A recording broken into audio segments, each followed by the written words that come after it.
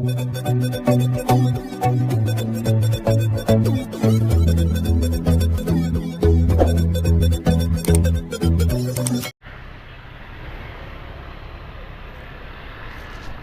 ng pila, oh. Haba ng pila.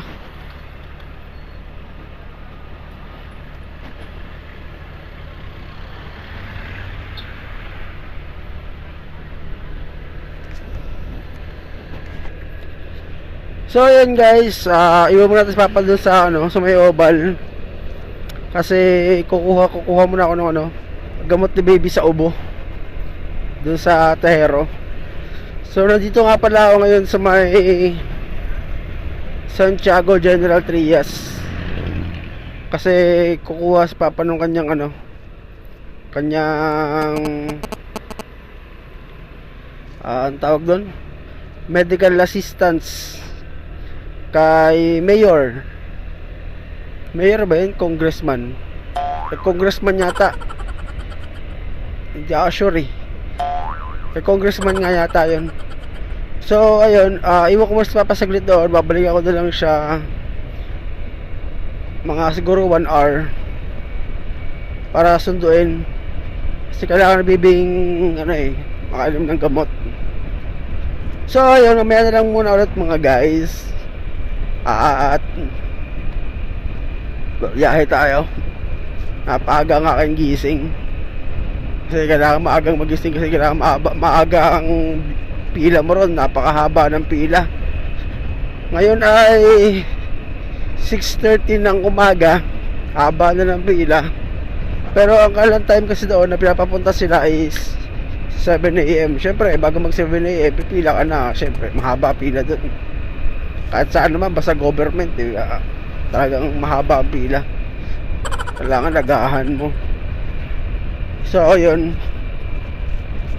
punta muna ako ng Tehero guys para kumuha ng gamot. So yun.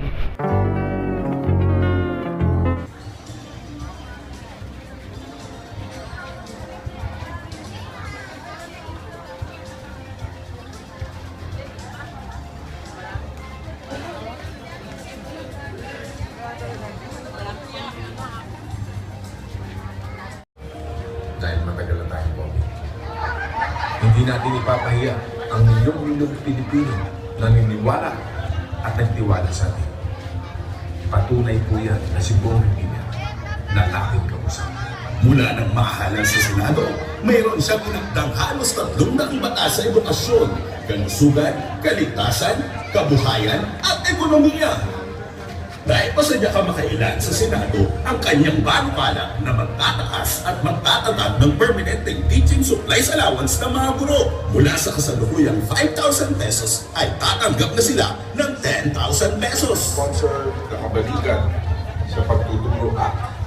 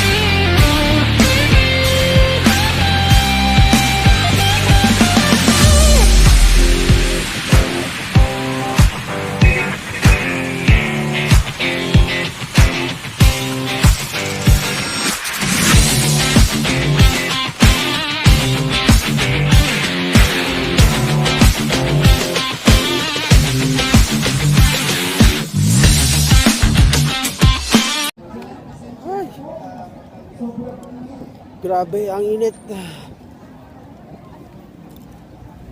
Hindi ko makita si Papa. Hindi ko makita si Papa doon. Nasaan siya sa loob? Nakapila kasi siya doon. Hindi ko makita kung nasaan. Sobrang init. Alas 12 ng tanghali. Ngayon pala nagbibigayan.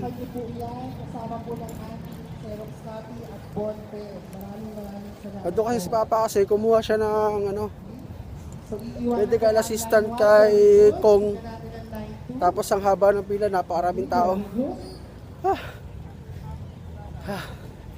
Hindi muna ako sa motor, napakainit, grabe. Dala akong tubig, bila akong tubig. Ang haba ng pila. Alis muna ako, ang init. 2,000 years later.